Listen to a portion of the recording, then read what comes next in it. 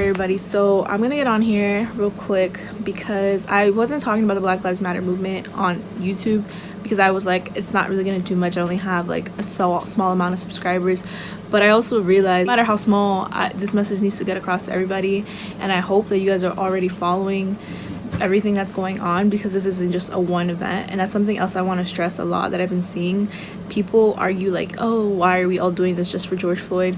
One, don't tell Black organizers how to organize. We are not in the position to do that. But also, like, it's not just one incident that, you know, caused all of this, and frankly it's more than just one murder. I also want to acknowledge the fact that this has to do with like the whole creation of a prison system. I have some resources on my Instagram, but there's also so many resources online if you want to look more into it. But just like how the system was set to fail like Black and brown people and target Black and brown people.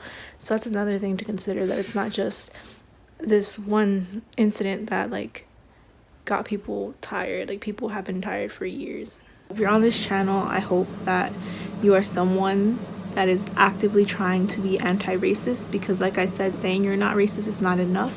You need to be reading, you need to be donating, and if you can't donate, this is also a very important thing. There's so many YouTube platforms right now. Like, I personally am not monetized, so I couldn't do anything like that, but there's so many YouTubers, I'll have them linked down below, that are doing videos where all of the money is being directed into these organizations. Really invest your time in watching at least one of these videos to give them revenue, because I understand that not everybody has money and not everybody's in the position to be giving money, and that's real because we're also like in the middle of a pandemic.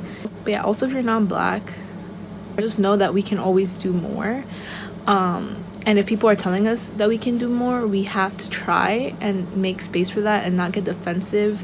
If you're someone who's already advocating for this, and I want to remind us that what we're doing right now is the bare minimum. Like, we are supposed to be showing up for one another. Honestly, if you're someone in any space, but also like in academic spaces, you have to make sure that you're someone who's trying to constantly address white supremacy within your friend groups, within your institution, within your classes. But yeah, in any space that you occupy, it is important that we not only leave it for Black organizers and Black individuals to be doing this work, and we do have to listen to them, but we can't just leave all the work to them, because that's exhausting. They offer so much of themselves to this movement, and we just have to be there to like help relay their message, because that's the least we can do, bro. So honestly, that's the least we can do. A bunch of other Columbia students who are trying to help her have Columbia as an institution to diverge from the NYPD.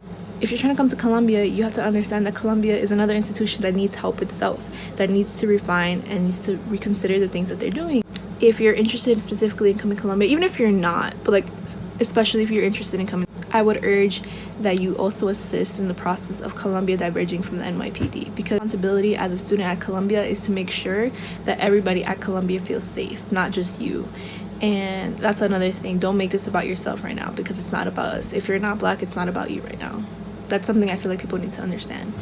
So yeah.